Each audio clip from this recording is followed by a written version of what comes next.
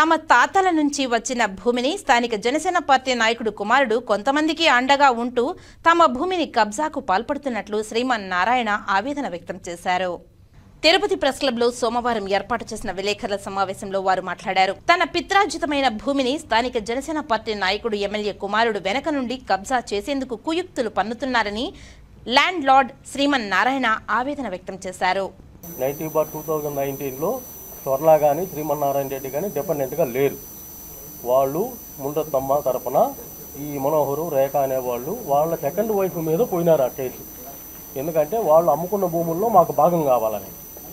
వాళ్ళు డిపెండెంటు ఆ second wife సంబంధించిన వ్యక్తులు ఉన్నారు. లాస్ట్లో వాళ్ళు రిలీఫ్ అడిగింది కూడా జడ్జిని. వాళ్ళు అమ్ముకున్న 9.5 ఎకరాల్లో 1/5 భాగం మాకు ఇప్పించాల్సిందని అడిగినారు తప్పితే స్వర్ణ ల్యాండ్ కానీ శ్రీమన్నారాయణ ల్యాండ్ కానీ దీని మీద ఏమీ వాళ్ళు అడిగింది లేదు రిలీఫ్ కూడా.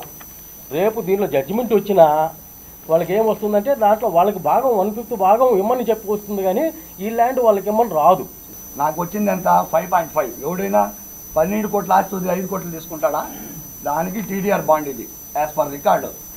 మున్సిపల్ కార్పొరేషన్లో నా ల్యాండ్ జియో ట్యాగ్ అయింది, ఎంఆర్ ఆఫీస్లో జియో ట్యాగ్ అయింది, అన్ని గవర్నమెంట్ అథారిటీలో జియో ట్యాగ్ అయ్యి ఇది పలానా వాళ్ళ ప్రాపర్టీ అని ఉంది.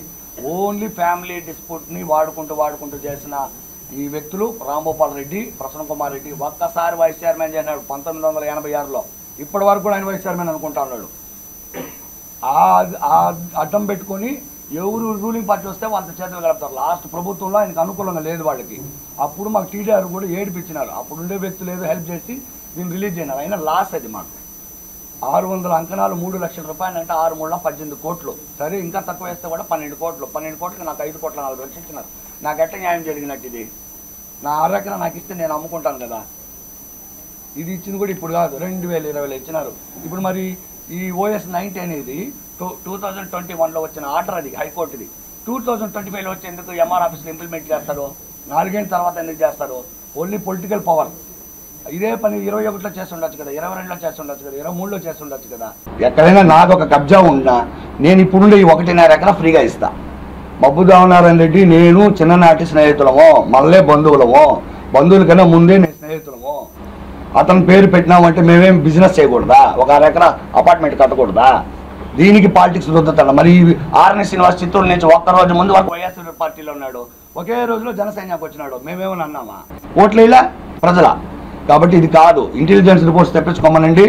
చంద్రబాబు నాయుడు అన్నారు వీళ్ళు నిన్న లోకేష్ అన్నారు. నేను నవంబర్లోనే పవన్ కళ్యాణ్కి, చంద్రబాబు నాయుడుకి, లోకేష్కి మెయిల్ పెట్టినాము. నా దగ్గర అన్ని ఎవిడెన్స్లు ఉంది. నవంబర్లో పెడితే ఏమైనా యాక్షన్ తీసుకున్నారా లేదా నాకు తెలియదు. అంత స్థాయి నాది కాదు. ఒకవేళ తీసుకున్నారేమో, కానీ నిజాలు మాత్రం మీకు ఇచ్చిన దాంట్లో 80% ఉంది. 100% కావాలంటే ఈ బుక్ ఇవ్వాలా.